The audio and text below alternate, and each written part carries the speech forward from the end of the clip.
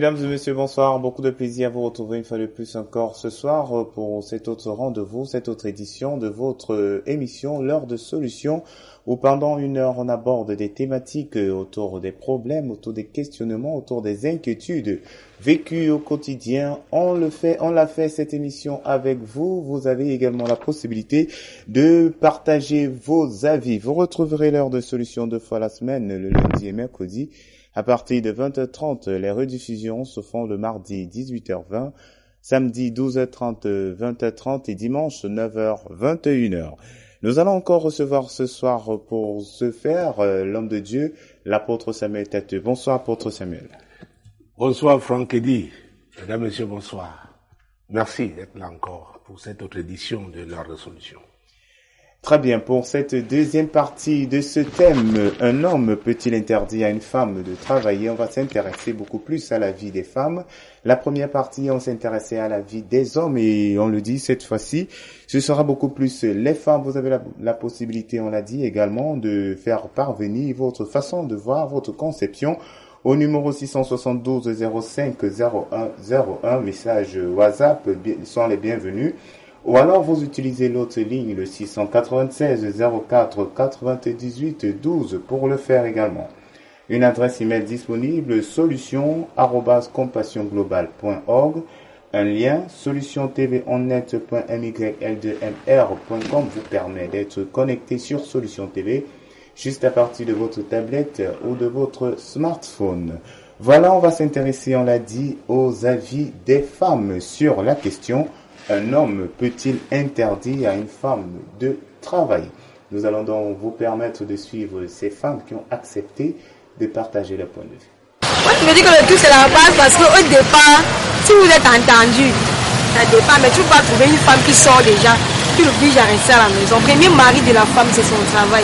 Vous n'allez pas me dire que j'envoie mon enfant à l'école, il part, il fréquente, et puis l'homme vient lui demander de rester à la maison avec tous ses diplômes, et elle est en train de travailler. Une femme doit sortir, une femme doit se battre.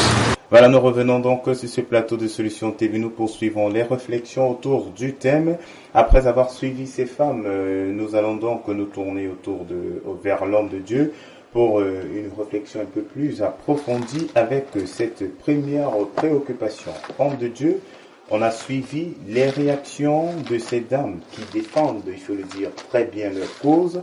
Et que pensez-vous, homme de Dieu, de l'affirmation d'une d'elles qui pense que le premier mari de la femme, c'est son travail? Moi-même, ça m'a fait réfléchir. Non, je pense qu'il faut restituer. J'ai l'habitude de parler de vision, n'est-ce pas? Ces médias solutions répondent à une vision. Nous avons une vision, c'est la vision divine. Et tout ce que nous disons, c'est Dieu, ce que Dieu a établi. Alors, une femme dont le premier mari est son travail, ça veut dire tout simplement que elle n'est pas mariée à Dieu. Vous savez, nous avons lu Éphésiens 5 l'autre jour, l'édition précédente, mais je voudrais, nous allons rester toujours dans Éphésiens, mais cette fois-ci, nous allons commencer à le verset 22, parce que l'autre jour, c'était le verset 25. Prenons les versets 22, 23 et 24. Femmes, soyez soumises à vos maris comme au Seigneur, car le mari est le chef de la femme, comme Christ est le chef de l'Église qui est son corps et dont il est le sauveur. Or, de même que l'Église est soumise à Christ, les femmes aussi doivent l'être à leur mari en toutes choses. Alors, c'est très important ce que l'apôtre Paul est en train de dire ici. Je serai encore peut-être plus clair, ou alors rendre ce qu'il a dit plus accessible. La femme, selon la parole de Dieu, qui doit se marier à un homme, c'est une femme qui est d'abord mariée à Dieu. Pas à son travail, à Dieu. Si on ne comprend pas ça, je pense que nous passerons à côté. D'abord mariée à Dieu, parce que L'apôtre Paul a été clair. Femmes, soyez soumises à vos maris comme au Seigneur, car le mari est le chef de la femme, comme Christ est le chef de l'Église. Donc, j'ai parlé de l'Église ici comme étant la communauté des croyants, n'est-ce pas, la nouvelle alliance, qui sont conduits par l'Esprit de Dieu, le Saint-Esprit, qui est l'Esprit de vérité. Alors, Jésus a dit, je suis le chemin, la vérité et la vie. Jésus, quand la Bible parle de lui, au commencement était la parole. La parole était avec Dieu, la parole était Dieu, elle était au commencement. Tout ce qui a été fait par elle, et rien de ce qui a été fait n'a été fait sans elle. Donc, Jésus, la parole. Donc, si vous n'êtes pas soumis à la parole, non, oubliez ce que la parole a prévu. Vous n'allez pas opérer, n'est-ce pas, dans un couloir qui est sous le contrôle de la parole. C'est pas possible. Ce serait marcher dans la désobéissance, dans l'insoumission. Et là, vous saurez vous attendre aux bénédictions divines. Ce n'est pas possible qu'une femme chrétienne, parce que c'est cela, une femme qui craint Dieu, pense que le travail, n'est-ce pas, est son premier mari. Non. Ça veut dire quoi? Ça veut dire que l'homme qu'elle acceptera comme époux devra se soumettre aux règles, à tout ce qui concerne son travail. Donc son travail passera avant tout. C'est-à-dire avant même sa famille. Non, c'est pas possible. C'est pas possible. C'est-à-dire que cette femme vient déjà avec sa vision. Non, elle n'épouse pas une vision, elle vient avec sa vision. Donc c'est l'homme qui vient se greffer à sa vision. Donc tout ce qui dicte, n'est-ce pas, son comportement, ce qu'elle a appelé à faire, vient de son travail. Ce n'est pas possible. Nous ne parlons pas de la même chose, nous ne parlons pas de la même institution, nous n'avons pas la même vision donc, du mariage. Ce n'est pas possible. Et ça peut nous amener donc à lire Amos chapitre 3, n'est-ce pas, verset 3. Deux hommes marchent-ils ensemble sans être convenus? Deux hommes marchent-ils ensemble sans être convenus? La réponse est non. On doit s'accorder. On doit s'accorder. Et un homme qui épouse une telle femme, sachant que son travail passe avant lui, lui-même n'est pas soumis à Dieu. Et vous savez, aujourd'hui, il y a tous les types de mariages. Il y a les gigolos aujourd'hui. Il y a des hommes qui restent couchés à la maison, les femmes vont travailler. Et ils sont à l'aise comme ça. Il y a des femmes aussi qui se plaisent à jouer ce rôle. Elles sont aux commandes financièrement.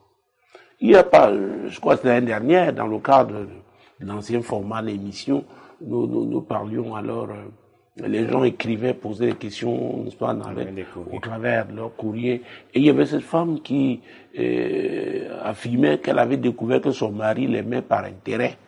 Parce qu'elle avait eu des soucis financiers.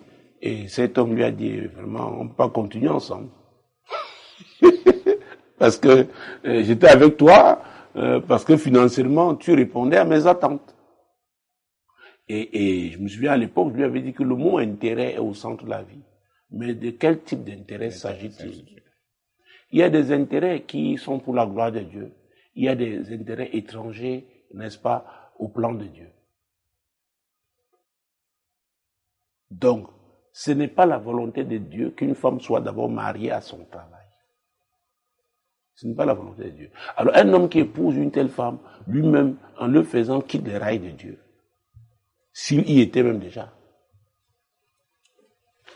Ah oui. À cette allure, on va vous dire que l'argent, et de telles personnes parleront du pouvoir de l'argent, la puissance de l'argent. Et vous savez, c'est l'apôtre Paul qui, s'adressant aux chrétiens, n'est-ce pas, a parlé de comment certains sont retrouvés dans des situations difficiles à cause de l'argent. 1 Timothée chapitre 6, verset 10. Car l'amour de l'argent est une racine de tous les maux. Et quelques-uns, en étant possédés, se sont égarés loin de la foi et se sont jetés eux-mêmes dans bien des tourments. Ah, l'apôtre Paul parle des gens qui étaient dans la foi. Ils étaient là. Mais en étant possédés par l'amour de l'argent. Et a fortiori, quelqu'un qui te dit d'emblée que le travail, c'est son mari. Ça dit, il n'a même pas besoin de Christ. Il n'a pas besoin de Dieu. Il compte sur sa force. Il compte sur le produit de son travail. Et comme on parle de rémunération, on parle de productivité, on parle du fruit de ce travail, c'est-à-dire l'argent. C'est pourquoi relisons ce passage, l'amour de l'argent là. Car l'amour de l'argent est une racine de tous les maux. Et quelques-uns en étant possédés se sont égarés loin de la foi et se sont jetés eux-mêmes dans bien des tourments. L'amour de l'argent est terrible. Donc on peut même bien commencer avec Dieu. C'est pourquoi quand je cite le Psaume 127, ou alors nous lisons ce verset 1 de Psaume 127, on dit, si l'Éternel ne bâtit, ceux qui bâtissent travaillent en vain, et si l'Éternel ne garde. Donc on peut commencer avec Dieu et ne pas demeurer avec lui. C'était le cas de ces chrétiens. Parfois, par zèle, par enthousiasme, on s'engage, on dit, ok, oui, Seigneur, vraiment, voilà ce qu'on... D'accord, mais Dieu vous donne accès à certaines opportunités et l'argent prend contrôle. Et derrière l'argent, il y a un esprit qu'on appelle maman. C'est l'esprit qui est derrière les biens matériels, les biens de ce monde. Il dit quelques-uns en étant possédés. Donc, ça a commencé, ça a été rampant. L'argent a fini par prendre la place de Dieu, reléguer Dieu au second plan. Et ils ont été emportés. Ils se sont égarés, loin de la foi, et se sont jetés eux-mêmes dans bien de tourments. Donc un homme qui va épouser une telle femme se jette lui-même dans des tourments. C'est une affaire de temps. Parce que le fondement là n'est pas le fondement divin, n'est pas le fondement de Dieu. Et une femme qui pense qu'elle peut tout avoir par son argent. Parce qu'il y a des hommes, il y a des femmes qui donnent l'argent aux hommes d'aller les doter. On a vu ça. Comme je veux aussi me marier, je prouverai. Alors elle trouve quelqu'un, il dit ok, ça c'est leur voie, ça c'est leur projet. Mais je suis là pour enseigner ce que dit la parole de Dieu et encourager les gens à mettre en pratique la parole de Dieu. C'est très important. Vous savez, vous pouvez sembler, et c'est quoi dit sembler, heureux. Les gens vous apprécient. Mais la Bible, dans Ecclésiaste chapitre 7, verset 8, à sa partie A, et lisons ce verset qui dit, mieux vaut la fin d'une chose que son commencement. Lisons-le pour que nos auditeurs et téléspectateurs sachent qu'il s'agit bien de la parole de Dieu. Mieux vaut la fin d'une chose que son commencement. Mieux vaut la fin d'une chose que son commencement. Donc, le tout n'est pas de commencer avec Dieu. Il faut demeurer avec lui. C'est pourquoi, à chaque édition, je dis souvent aux gens, même si vous n'avez pas commencé avec Dieu, il est possible de vous ressaisir. C'est possible. Mais là, il faudra être suffisamment sincère, entier, pour se soumettre à lui, pour qu'il aille à la racine, qu'il arrache ce qui n'était pas là au fondement, pour qu'il établisse son fondement. Et ça peut prendre un certain temps. Ça peut être douloureux. Et le plus souvent même c'est douloureux. Parce que c'est contraire à la chair. Mais c'est le prix à payer. Parce que on est désormais convaincu que ce n'est qu'avec lui qu'on peut réussir. C'est pourquoi il dit aux gens qu'on n'est pas convaincu, il ne faut pas commencer. Et d'ailleurs la Bible dit, tout ce qui n'est pas conviction, c'est péché. Si vous n'êtes pas convaincu, vous n'avez pas payé le prix nécessaire. C'est pourquoi il dit, beaucoup sont là présents à l'église et ils ne peuvent pas bien finir avec Dieu parce qu'ils ne sont pas convertis. L'apôtre Pierre avait dit, repentez-vous et convertissez-vous. C'est très important. Ah oui, le Seigneur disait qu'il ne faut pas retourner à ses vomissures. Donc il y a des choses qui ne sont pas de Dieu, on accepte de les rejeter. Définitivement, de façon irréversible. Parce qu'on a fait le choix, n'est-ce pas, de suivre le sentier divin. Donc, il est important de savoir ce qu'on veut. Celui qui croit qu'il peut réussir de lui-même, il est libre. Je ne suis pas là pour le juger. Mais un jour, il se retrouvera devant le Seigneur. Alors, si on est convaincu que c'est le Seigneur, alors qu'on se soumette. Qu'on se soumette. qu'on le laisse nous raboter. C'est pourquoi je parlais de douleur tout à l'heure. Ah oui, il va curer. et personne ne peut passer outre. C'est incontournable. Donc, on ne doit pas parler de mariage s'il n'y a pas une vision. Et ça doit être la vision divine. Donc la femme qui accepte d'épouser un homme, elle accepte de se soumettre à une vision. Parce qu'elle sait que l'homme là, c'est Dieu qui l'amène. C'est Dieu qui l'a conduit vers elle. Et maintenant, ce Dieu-là lui a donné des talents, des dons. Des dons et des talents. Oui, qui vont lui permettre donc d'être un soutien. À vrai dire, il s'agira d'une complémentarité.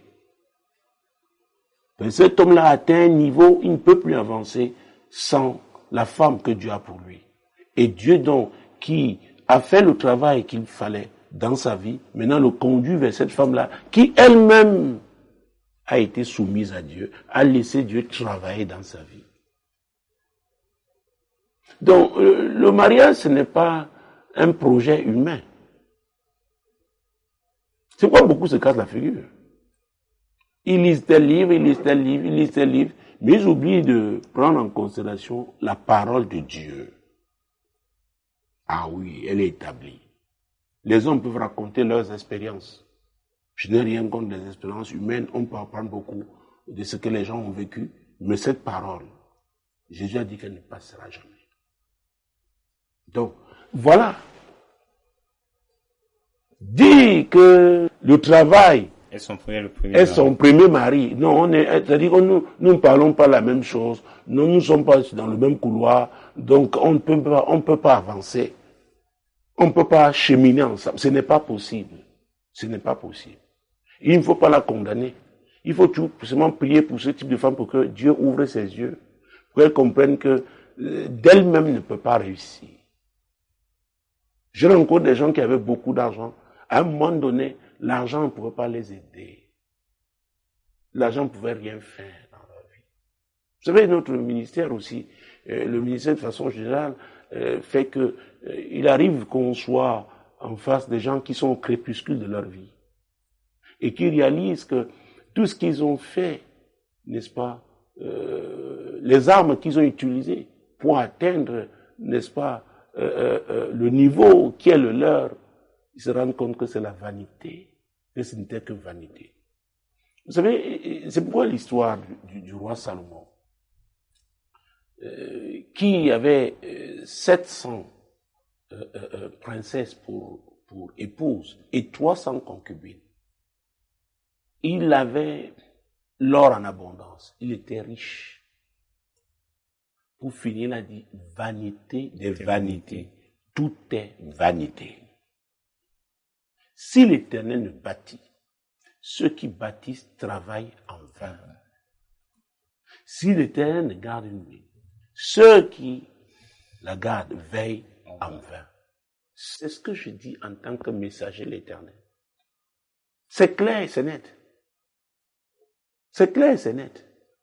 Donc, c'est se tromper que de penser qu'on puisse réussir en faisant de son travail son Dieu. Non. Proverbe chapitre 31, verset 30. La grâce est trompeuse et la beauté est vaine. La femme qui craint l'Éternel est celle qui sera louée. Vous voyez ça? La grâce est trompeuse. Dieu fait grâce à qui il veut. Mais vous écartez Dieu, vous allez échouer. Vous allez mal finir. Ah oui, les dons et les talents qui viennent de Dieu là, il les donne aux gens gratuitement. Mais ces dons peuvent égarer les gens qui oublient que c'est Dieu qui donne la priorité. La grâce est trompeuse et la beauté est vaine. Il y en a qui, oh mon Dieu, en une journée, en 24 heures, n'est-ce pas, vous voyez le temps qui passe, et généralement ce sont les femmes. Vous voyez, quand une femme veut sortir, elle va dans la salle d'eau. Après, le temps qu'elle passe, n'est-ce pas, pour se maquiller. Mon Dieu. mettre les bijoux, s'embellir de façon générale. Alors quand vous voyez le temps que les êtres humains maintenant de façon générale consacrent à eux-mêmes et le temps qu'ils consacrent à Dieu, quand vous voyez la différence, vous comprenez très bien où est leur priorité. Mais c'est Dieu qui doit être la priorité. Il dit la femme qui craint l'Éternel est celle qui sera louée. Alors la femme qui craint l'Éternel, mon Dieu, mon roi, obéit à ses principes. Met la parole de Dieu en pratique. Marche par la foi. Parce que cette femme-là sait que Dieu n'est pas un homme pour mentir, ni un fils d'homme pour se repentir. Ce qu'il a dit, il le fera. Même si pendant un temps on passe par le désert, par des moments difficiles. Et j'ai l'habitude de parler des tempêtes, n'est-ce pas, inévitables. Ces tempêtes-là nous les connaissons, n'est-ce pas, c'est pour notre édification. Ce sont des expériences utiles. Alors la femme de foi persévère. Elle sait que Dieu est là. Elle sait que Dieu est là. Il finira par agir. Elle sera donc louée. C'est-à-dire même les hommes reconnaîtront que cette femme, parce qu'elle a la crainte d'Éternel, ce qui s'est passé dans sa vie là, il n'y avait que Dieu pour le faire. Donc, faisons très attention. Très attention quand on croit que ce n'est que son travail. Et c'est pourquoi tout à l'heure je parlais mais encore de quel type de travail. Pour moi, je parlerai d'une activité, n'est-ce pas, qui honore Dieu. Une activité qui est pour la gloire de Dieu, pour l'avancement du royaume de Dieu. Faisons très attention. La Bible déclare que ce sont les bénédictions de l'Éternel qui enrichissent. Oh mon Dieu, mon roi. C'est la Bible qui le dit. Vous savez, nous avons notre façon de concevoir les choses. Et en tant qu'Africains, nous avons des problèmes parce que nous avons toujours cru que c'était les diplômes. Et c'est pourquoi nous faisons tout pour avoir les diplômes. Et j'insiste sur les dons et talents. Les diplômes peuvent nous permettre d'être outillés, n'est-ce pas, pour mieux exploiter les talents que Dieu nous a donnés. Alors, j'étais en train de citer Proverbe chapitre 10, verset 22. C'est la bénédiction de l'Éternel qui enrichit, et il ne la fait suivre d'aucun chagrin. C'est la bénédiction de l'Éternel qui enrichit. Donc, ne croyez pas que parce que vous avez tel diplôme, forcément, c'est ce diplôme qui va vous ouvrir les portes. Il faut commencer quelque part. Et la Bible dit que Dieu est le Dieu de petits commencements. Pendant la dernière discussion, nous avons parlé de l'humilité, que c'est de l'humilité qui précède la gloire. Alors vous pouvez avoir votre master 2, mais Dieu vous dit, écoutez, commencez à aller vendre, je sais pas, peut-être des habits de friperie, n'est-ce pas? Commencez, il sait ce qu'il veut faire. Il sait ce qu'il veut faire. Vous dites, ok, moi, descendre comme ça. La Bible dit que Dieu résiste aux orgueilleux, mais il fait grâce aux humbles. Donc on peut commencer à vendre quelque chose devant sa porte. J'ai vu des femmes qui vendaient du miel, le miel qui vient, n'est-ce pas, du septentrion. Elles l'achètent en gros, reconditionnent en des bouteilles et vendent devant la porte. Elles sont là. Elles ne sont pas salariées dans une entreprise. Si c'est le projet que Dieu vous a donné, il va le bénir. Il faut seulement demeurer fidèle. On a vu des femmes, n'est-ce pas, qui ont fait, d'ailleurs, je connais l'histoire d'une jeune femme qui a gagné, à l'époque étudiante en Europe, elle faisait les tresses. Et elle gagnait bien sa vie. Le week-end, elle ne faisait que les tresses. Or, elle faisait de hautes études au niveau doctoral. Mais les tresses, Dieu lui avait permis, n'est-ce pas, d'apprendre à faire les tresses ici, les tresses africaines, les rastas et autres. Nous devons faire très attention. C'est comme le type d'éducation que nous devons donner aux enfants. Ils doivent être ouverts. Et quand je parle du Saint-Esprit, n'est-ce pas, j'ai l'habitude de dire aux gens à l'église, le Saint-Esprit a plus agi en dehors de l'église que là dans les quatre murs. Les gens croient que le Saint-Esprit c'est seulement le dimanche qu'on se retrouve là dans le cadre d'un service dominical. Si vous êtes un cordonnier et que vous avez le Saint-Esprit, vous ferez la différence. Vous serez un cordonnier spécial. Parce que le Saint-Esprit va vous ajouter quelque chose que les autres n'ont pas. Il y a plus que le Saint-Esprit vous donne. Il peut vous apprendre comment attirer la clientèle, comment rendre votre cadre agréable. Vous savez, nous devons revoir les enseignements que nous avons donnés à l'Église pendant des années. J'arrive dans ce milieu et je rencontre des gens qui jeûnent, qui prient, mais leur vie ne change pas. Parce qu'ils ont enfermé Dieu dans une boîte. Ils savent que Dieu aussi travaille avec le look. Il travaille avec la propreté. Il avait dit à Moïse que le peuple lave ses habits parce que je viendrai, je veux le visiter. Je ne veux pas la saleté. La saleté n'est pas un signe d'humilité. C'est pas vrai. Le fait que vous soyez bien fringué ne veut pas dire que vous êtes orgueilleux. C'est pourquoi j'aime voir des jeunes gens avec des belles cravates comme la tienne. Merci beaucoup. Belles cravates. Les cravates en soi, oui. You must look good. On va te voir. Mais écoutez, le royaume de Dieu est un royaume de gloire. C'est un royaume de beauté. C'est pourquoi j'insiste sur la qualité du travail. J'insiste sur la courtoisie, la bienséance, la galanterie. C'est la probité morale. C'est important. Vous savez, j'ai fait une série d'enseignements en 2013 sur l'intégrité. Donc, Dieu utilise tout ça. Et c'est du royaume. C'est du royaume. Il a dit que ton oui soit oui et que ton non soit non. Donc, si vous ne tenez pas vos engagements, il y a un problème. Excusez-moi, ce n'est pas le cadre du courrier, mais vous savez, je brûle. C'est-à-dire, j'aime l'excellence. Oui, les choses doivent être bien faites. Surtout quand on parle du peuple de Dieu. Il doit donner l'exemple. Mais malheureusement, ce n'est pas le cas. Les gens nous entendent prier. Ils sont contents, ils apprécient. Mais quand ils nous voient dans les actes que nous posons, la vie de tous les jours, oh, ils disent quelle contradiction. Et je n'aime pas ce mot. Tout comme je n'aime pas le mot légèreté. Je n'aime pas. Et c'est pourquoi je suis ferme avec ces choses. Ah oui. La Bible déclare que ceux qui connaîtront leur Dieu agiront avec fermeté. Donc, pour revenir au courrier, un homme qui aime Dieu, il sera ferme en ce qui concerne les principes de Dieu. Il ne pourra pas épouser une femme qui est mariée à son travail. Il faudra être marié à Jésus. Je suis en train de revenir au courrier pour sortir. Oui, bien sûr, oui. Tout à fait. Donc, que ce soit très clair. Jésus d'abord. D'accord? Bien sûr. Voilà. Je peux venir dans un foyer avec mes enfants. J'ai trouvé l'homme avec. S'il m'a accepté, il va aussi accepter mes enfants.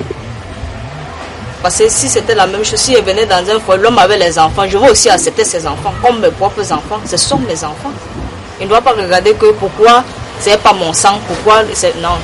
Nom de Dieu, si vous le permettez. Oui, bien sûr. Tout à fait. On a donc suivi, comme on le disait, dans l'une des réactions, une dame qui relevait le fait que si l'homme n'a pas la volonté de s'occuper de ses enfants, elle le ferait elle-même. On se demande donc, est-ce que c'est juste une question de volonté entre Dieu? Ce n'est pas seulement une affaire de volonté, il y a la capacité. Tout à fait. On ne peut pas donner ce qu'on n'a pas. Et je pense que c'est honnête, n'est-ce pas, de s'exprimer, de dire la vérité. Moi, je le pense. Vous savez, nous, les Africains, au nom d'une certaine sagesse, on dit non, on ne parle pas comme ça, vraiment, on ne dit pas ça, mais vraiment, mais ça va vous ronger, ça va vous détruire. Je rencontre depuis des années des gens qui ont été détruits, laminés, parce qu'à un moment donné, pour certaines considérations, il n'était pas admis, permis, n'est-ce pas, qu'ils expriment ce qu'ils ressentaient. Nous devons faire très attention. Personne ne va vivre votre mariage à votre place. Non. Non. Et la Bible déclare que votre oui soit oui, que votre non. Et que votre non soit non. Donc nous sommes là dans le domaine de l'engagement. Devez-vous vous engager, n'est-ce pas, dans quelque chose qui va vous dépasser. Il y a tous les signes, n'est-ce pas, qui montrent que vous ne pouvez pas et vous voulez vous engager pour faire plaisir à tel ou à tel. Non. Non, je ne peux pas donner ce conseil à quelqu'un. Vous savez, je parle souvent des défis attachés aux engagements. Et une fois, je le disais ici, que chacun vient avec ses colis dans le mariage. Alors, les colis là ne sont pas seulement les colis physiques. Il y a des gens qui sont laminés, c'est-à-dire que leur cœur a été tellement brisé, ils sont que l'ombre d'eux-mêmes. Et si vous ne considérez que ce que vous voyez là, physiquement, vous allez vous tromper. Parce que vous serez appelé à vivre avec cet homme, avec cette femme, au quotidien. Vous allez découvrir que, n'est-ce pas, celui qui était considéré comme un baobab, à vrai dire, est si fragile. Oui, est si vulnérable. Donc, il faut faire très attention. C'est pourquoi je reviens toujours, et je ne peux pas dire autre chose. Je reviens toujours sur le fondement du mariage. Écoutez, j'ai vu les choses et je ne parlais pas, n'est-ce pas, en dehors de la foi, parce que c'est facile de parler des autres. Dire que non, d'autres sont les églises mortes. D'autres sont, moi je parle de ce qu'on appelle les églises réveillées. Des mariages tellement malheureux. Parce que Christ n'était pas là au départ. Il y a des choses qui ont été tissées, fabriquées. Fabriquées par les hommes. Et l'homme ne peut rien donner à son semblable. Mais Dieu peut passer par un homme. C'est pourquoi je suis attaché au discernement.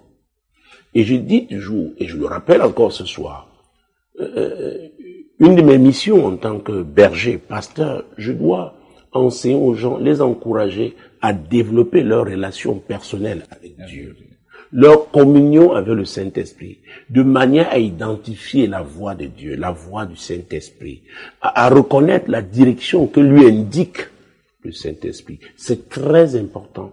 Parce que quand vous vous retrouvez dans un engagement, parce que vous avez suivi la voix des hommes, attendez, qui va vous soutenir? La première des choses, en cas de difficulté, c'est de vous repentir. Demandez pardon au Seigneur d'avoir suivi les hommes. La Bible déclare malheur à celui qui place sa confiance en l'homme. Mais ce Dieu-là, dans son amour infiniment grand, place des gens qui sont comme des coachs. On doit pouvoir les identifier. Et maintenant, suivre les conseils. Aller étape par étape. Donc, le mariage n'est pas, encore une fois, ce soir, je dirais, une affaire des irresponsables. Il y a des gens déjà qui ont un parcours avec Dieu par rapport à leur propre vie. C'est très important. On devrait voir les fruits de Dieu dans la vie de quiconque veut se marier. Ça veut dire quoi? La transformation divine dans sa vie. Ce n'est pas le mariage qui va vous guérir de vos blessures. Ah, Jésus-Christ de Nazareth. C'est très important. Nous devons dire la vérité aux gens. Vous voyez les gens qui arrivent, entrent dans mon bureau, parfois avec de grands projets, ça peut être dans les affaires, ça peut être dans tel ou tel domaine, mais après 15 minutes, quand je leur pose des questions précises, ils sont embarrassés. Ils sont embarrassés parce qu'ils venaient seulement pour la prière. Les amis, quel est le fondement? Quelle est la vision? Et comment vous êtes préparé par rapport à cela? Quels sont les moyens? Quels sont les acteurs? Les partenaires? Ceux que, vous savez, c'est important. L'Église doit enseigner aux gens, apprendre aux gens à s'arrêter. Parfois s'asseoir. Jésus a dit on doit calculer. Peut-être on doit commencer par c'est très important. Luc chapitre 14. Vous savez, c'est... Oh, pasteur, prie pour moi. Oh, vraiment, vous avez vu à la télé, vraiment, Dieu fait des grandes choses. Priez seulement. C'est Dieu qui m'a envoyé, il m'a dit, si vous priez, ma situation va changer. Oui, avant de prier, mais parlons un peu de ta situation. Tu es à quel niveau? Est-ce que tu as fait ce que toi, tu devais faire dans ta propre vie? Et que maintenant, Dieu peut faire. C'est très important. On dit, il a des questions là. Quand il te pose ça, hein, vraiment, non, vraiment. Moi, je venais seulement pour la prière. Je dis, vous savez, le moule par lequel je suis passé avec Dieu, où Dieu m'a broyé, il m'a rôti, et il continue de me rôtir. Non, il n'y a pas de place pour la légèreté. Il n'y a pas de place. Il n'y a pas de place. Faisons attention. C'est pourquoi je parle de la religion chrétienne. Parce qu'il y a la religion chrétienne, on parle de Christ, mais c'est la religion. On a ignoré le Saint-Esprit, qui est l'Esprit de vérité, qui est le conducteur, qui peut vous pousser, qui est le révélateur. Oui, le conseiller. Alors, je parlais de Luc 14, 28 et 29. Oui. Car lequel de vous, s'il veut bâtir une tour, ne s'assied d'abord pour calculer la dépense et voir s'il a de quoi la terminer, de peur qu'après avoir posé les fondements, il ne puisse l'achever et que tous ceux qui le verront ne se mettent à le railler en disant « Cet homme a commencé à bâtir et il n'a pu achever. » Il a commencé à bâtir. Alors, si un homme dit à une femme vraiment « Écoute, je t'aime, mais vraiment, les enfants que tu as là, je suis pas en mesure. » Parce que la question de savoir, est-ce que c'est seulement une affaire de volonté? Oui. Mais moi, je parlais des capacités. Et il s'agit pas seulement des capacités financières. Parce que vous savez, rien de grand ne se fait sans sacrifice. Donc, cet homme-là qui doit épouser cette femme, prenant ses enfants, il doit pouvoir, n'est-ce pas, sacrifier son temps, s'occuper de ces enfants-là, leur donner son amour. Oui. Et il doit, en tant que chef, veiller sur sa maison. Et Jésus a dit, on ne peut pas entrer dans la maison d'un homme et la piller, n'est-ce pas, si on l'a pas lié. Et l'apôtre Pierre disait que le diable rôde comme un lion rugissant, cherchant qui dévorer. Donc il doit se tenir par rapport à sa maisonnée. C'est une capacité. Alors c'est quelqu'un qui aura déjà été formé par Dieu, qui se serait déjà tenu pour lui-même. Quelqu'un qui ne s'est jamais tenu pour lui-même ne peut pas se tenir pour quelqu'un d'autre. On ne peut pas donner ce qu'on n'a pas.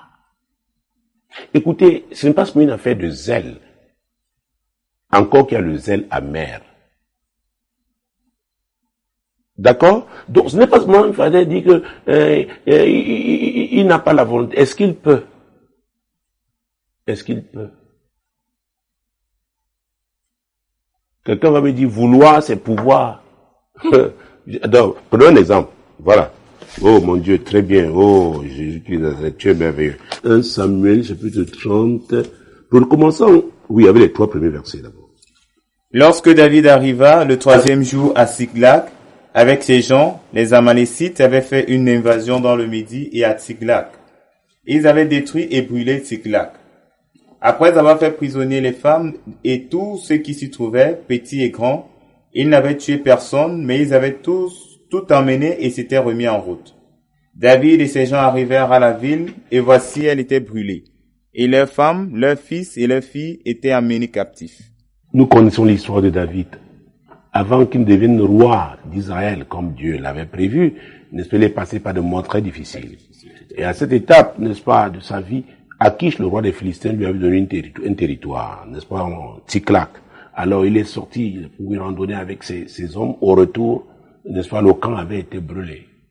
Et tout, leurs biens matériels, leurs femmes, leurs enfants avaient été pris, n'est-ce pas? Donc, les Amalécites les avaient emmenés. C'était un moment très difficile. Donc ils reviennent, ils trouvent que le camp est brûlé. Alors ils se mirent à pleurer, c'est ça? Mon Dieu, Jésus-Christ de Nazareth. Verset 4. Alors David et le peuple qui était avec lui élevèrent la voix et pleurèrent jusqu'à ce qu'ils n'eussent plus la force de pleurer. Ils ont pleuré parce que, écoutez, quand on rase votre camp, n'est-ce pas, on brûle tout et qu'on enlève femmes et enfants, c'est difficile. Et ils ne savaient même pas qui l'avait fait. C'est très difficile. Alors, on va raccourcir la lecture pour qu'on aille au fur et à mesure et que nos auditeurs et téléspectateurs comprennent. Alors, prenons le verset 8 et suivant. Et David consulta l'Éternel en disant, « Poursuivrai-je cette troupe? L'atteindrai-je? » L'Éternel lui répondit, « poursuis car tu atteindras et tu délivreras. Et alors c'est une instruction et c'est très important. David était un homme de Dieu. Il était jeune, mais il savait qu'il faut consulter Dieu. Et vous savez, cette chaîne est une chaîne chrétienne et ce que nous disons a un fondement biblique. Le chrétien ne doit pas se lever comme ça, aller faire des choses sans avoir consulté Dieu. Dieu a un plan pour nous. Nous sommes en mission sur cette terre. Alors, il y a des moments de difficultés, des moments de grands problèmes. On peut même douter, se dire, mais tiens, est-ce que c'est encore Dieu? Tout le monde passe par là. Ah oui, je parle des grands défis, n'est-ce pas? Le monde difficile. Alors, il faut consulter l'Éternel. On doit le consulter. Avant de prendre des décisions, on doit le consulter. Le peuple de Dieu doit être enseigné de manière à ce que chacun puisse consulter l'Éternel. C'est très important. Mais je peux reconnaître aussi qu'il y a des niveaux où vraiment on est tellement bousculé, oppressé, qu'on a besoin de se faire assister. Ça, je le reconnais. Ça, c'est une autre étape, c'est un autre niveau de défi, n'est-ce pas? Et les serviteurs, les pasteurs sont là pour ça, pour aider les brebis, les assister, n'est-ce pas, dans ce cadre-là. Alors, David consulta l'Éternel et Dieu lui a dit, vas-y. Alors, il ne savait pas qui l'avait fait. Mais il lui a dit, poursuivez. Quand Dieu vous dit oui, allez-y, il va vous montrer la direction. Il vous y conduira. C'est très important. C'est pourquoi, mesdames, messieurs, vous qui regardez cette émission en ce moment ou l'écoutez, n'est-ce pas, la radio, je ne sais pas dans quelle situation difficile vous vous trouvez. Cette émission s'appelle l'heure de solution. Et il y a des moments, on est comme à la croisée des chemins. On ne sait pas quelle direction prendre. On a perdu le nord. Arrêtez-vous. Consultez l'Éternel. C'est important. Il est votre créateur.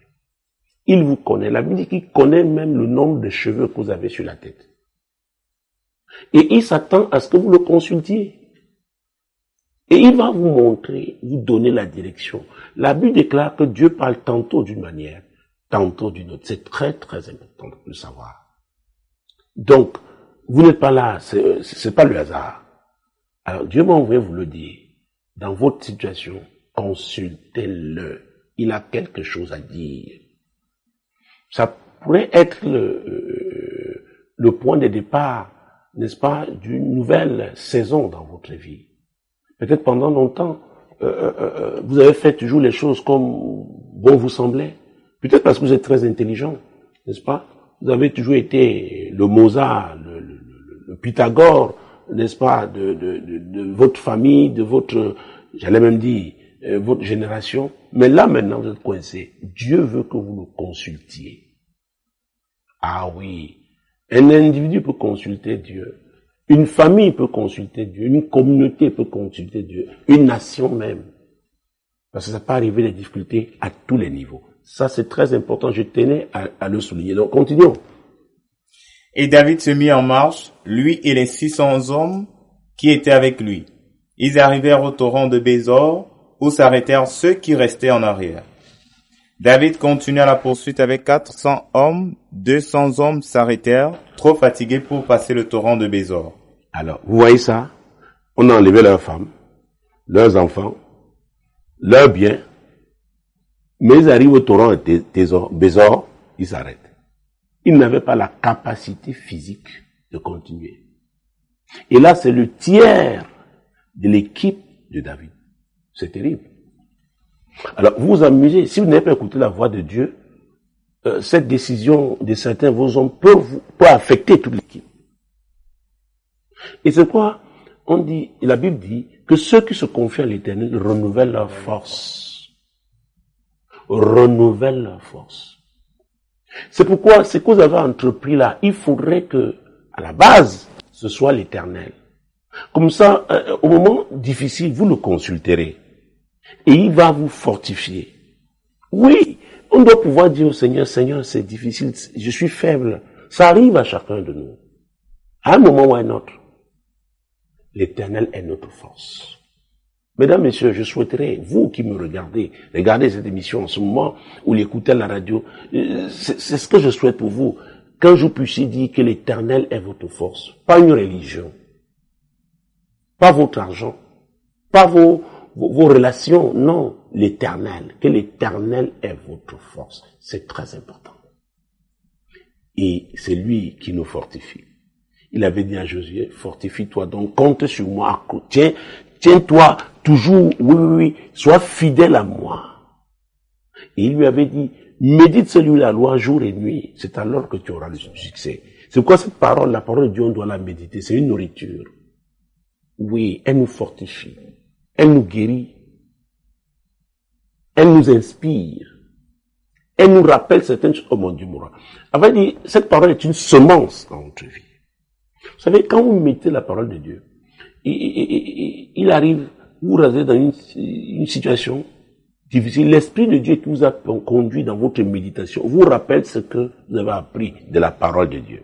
Et c'est la solution de Dieu. Mon Dieu, mon roi. Oh, Jésus-Christ de Nazareth. Alors, nous étions à quel niveau? Au verset 11. Au verset 11. Oui. Ils trouvèrent dans le champ un homme égyptien qu'ils conduisirent auprès de David. Ils lui firent manger du pain et boire de l'eau, et ils lui donnèrent un morceau d'une masse de figues sèches et 2 masses de raisins secs. Après qu'il eut mangé, les forces lui revinrent, car il n'avait point pris de nourriture et point bu d'eau depuis 3 jours et 3 nuits.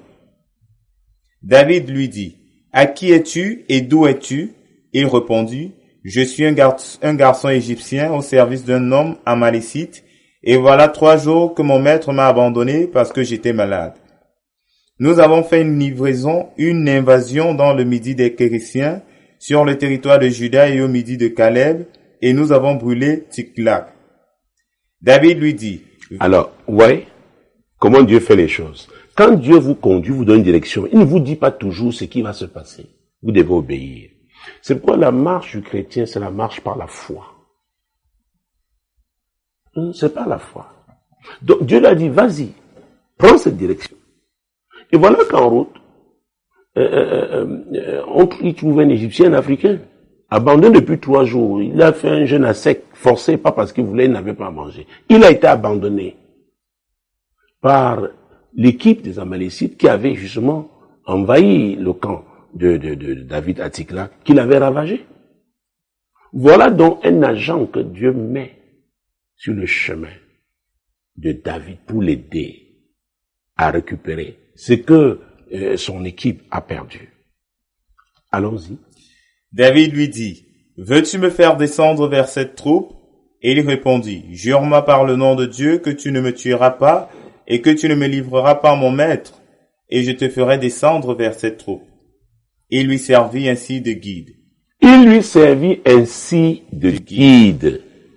Alors, qui était en train de guider David? C'était l'Éternel. C'était Dieu. Mais il a utilisé un homme. C'est très important. On doit pouvoir identifier les guides que Dieu a placés sur notre chemin. Chacun doit le faire. C'est pourquoi il dit aux gens, on ne va pas dans une église pour aller. On doit demander au Seigneur, est-ce que tu veux que j'aille où? Et c'est le conseil que je donne à tous ceux-là qui s'engagent à suivre Jésus, n'est-ce pas, à l'occasion de nos différents programmes à Radio Solution TV. Priez, demandez au Seigneur, Seigneur, où est-ce que je dois aller? Parce que le Dieu qui vous a créé vous connaît. Jésus est l'alpha et l'oméga. Il connaît les défis que vous aurez à chaque étape. Donc il vous envoie quelque part où vous serez formé, vous serez préparé. Ah oui, équipé. C'est très important. Alors voilà que Dieu utilise dans ce jeune homme, n'est-ce pas, égyptien, et la suite. Et voici les Amalécites étaient répandus sur toute la contrée, mangeant, buvant et dansant, à cause du grand butin qu'ils avaient enlevé du pays des Philistins et du pays de Juda. Alors, vous voyez, les Amalécites étaient dans la joie. Ils fêtaient leur grande victoire. Et vous pouvez imaginer quelle pouvait être la tristesse, n'est-ce pas, des femmes de l'équipe de David qui avaient été enlevées, leurs enfants. Ils étaient en captivité. Mais ils étaient loin d'imaginer que 200 hommes, parmi ces 200-là, il y a leurs épouses, mais ils n'ont pas pu. Et c'est ce qu'ils voulaient relever. On peut vouloir et ne pas pouvoir. C'est ce que je voulais relever. Autant de besoins sont arrêtés. 200. Donc ils ont dit, bon, écoutez, nos femmes, nos enfants étant enlevés, bon, ça peut arriver. On ne peut pas. Donc, pour dire quoi? Pour dire que si un homme dit à une femme que vraiment je t'aime, mais je ne peux pas te prendre avec tes enfants, moi je pense que c'est mieux d'être sincère. Ça peut être blessant, choquant pour certains, mais moi je préfère ça. Oh mon Dieu, mon roi. Les Africains n'aiment pas trop la vérité. C'est curieux. Ils n'aiment pas qu'on leur dise des choses. Non, c'est important. Ça peut blesser, mais c'est mieux, on le sait. Et on a donc l'information nécessaire qui permet, non, de prendre la décision. Et cette femme-là, non, est-ce qu'elle devra s'engager dans un tel mariage ou ne pas s'engager? Et c'est elle qui doit décider. Je crois la dernière fois, j'avais indiqué que quand on a affaire aux femmes qui tiennent à se marier, elles sont prêtes à faire des sacrifices incroyables. Donc ceux qui se plaignent de ces femmes-là, peut-être parce qu'ils ne savent pas comment se comporte l'espèce de femme qui veut absolument se marier. Donc il ne faut pas s'apitoyer sur le sort de certaines personnes. Chacun a sa vie à gérer. C'est très important. Vous savez, ça c'est mon côté pragmatique. Oui. On doit amener les gens à regarder les choses en face et décider. Et quand ils auront décidé, ils sauront qu'il y a des conséquences. Et ils se préparent à les affronter. Bon. Oh, l'animateur de cette émission ce soir, qu'est-ce qui se passe? Continuons donc. David est bâti depuis l'aube du jour jusqu'au soir du lendemain. Et aucun d'eux n'échappa, excepté 400 jeunes hommes qui montèrent sur des chameaux et s'enfuirent. Alors, pourquoi David réussit à les battre? C'est Dieu qui combattait. C'est Dieu. N'oubliez pas qu'il avait perdu le tiers de ses hommes. Mais Dieu était avec lui. C'est pourquoi mon problème n'est pas de savoir quel est le nombre d'enfants qu'une femme a ou n'a pas, quel type de charge que l'homme peut avoir ou qui n'a pas. Ma question est de savoir, est-ce que c'est Dieu qui a l'origine de cette affaire? Est-ce que ces personnes-là craignent Dieu? La Bible déclare que la crainte de l'Éternel est le commencement de la sagesse. Alors, quand vous craignez Dieu et que vous savez que c'est Dieu qui vous a donné, n'est-ce pas, cette femme-là, avec ces colis-là, ou cet homme-là avec ces colis-là, le même Dieu va vous soutenir. Il va vous fortifier. Il s'appelle aussi le pourvoyeur. Il pourvoira aux besoins. Pas seulement financiers, mais il vous donnera aussi des ressources morales, des ressources spirituelles, n'est-ce pas, vous permettant, n'est-ce pas, de jouer le rôle qui est le vôtre. C'est très important. C'est pourquoi je refuse qu'on ramène tout seulement à l'argent. Oui. Ce n'est pas seulement l'argent. L'argent est certes important, mais il y a aussi autre chose. Ah oui. Comme on aime cette femme-là aussi, on doit manifester cet amour-là à ces enfants-là qui deviennent vos enfants. En principe, c'est ça. Bon, maintenant, si quelqu'un n'a pas cette vision de la vie, la femme doit se poser la question, est-ce que c'est avec un tel homme que je dois m'engager dans le cadre du mariage? Et si c'est donc une femme qui déjà a donné sa vie à Jésus, est soumise au Seigneur, elle saura comment recourir à la prière pour que le Seigneur lui indique si c'est vraiment l'homme qu'il a envoyé. Parce que n'oubliez pas, avant Isaac, il y a eu Ismaël. Il y a des mariages qui s'appellent Ismaël. Alors il peut venir, ce genre de personne peut venir avant la vraie personne que Dieu a préparée. C'est pourquoi la patience. Ah oui. C'est un fruit de l'esprit. C'est pourquoi, si on ne développe pas donc des relations avec Dieu, avant que, n'est-ce pas, ce genre de situation se présente, on ne peut pas être préparé, n'est-ce pas, à affronter courageusement les réalités. Oui, attaché, n'est-ce pas, à ce type de situations qui peuvent être des opportunités. Hein? Ah oui. Continuons. David sauva tout ce que les Amalécites avaient pris, et il délivra aussi ses 2 femmes. Oui. Il ne leur manqua personne, ni petit ni grand, ni fils ni fille, ni aucune chose du butin, ni rien de ce qu'on leur avait enlevé. David ramena tout. David ramena tout. Donc, je parle de capacités. Il s'agit de capacités divines. Dieu est capable. J'ai dit que nous, les chrétiens, nous marchons par la foi. N'est-ce pas? Oui. Voilà. Demeurez bénis, donc, en continuant de regarder Solution TV et en continuant d'écouter la 100.5 FM Radio Solution. Shalom.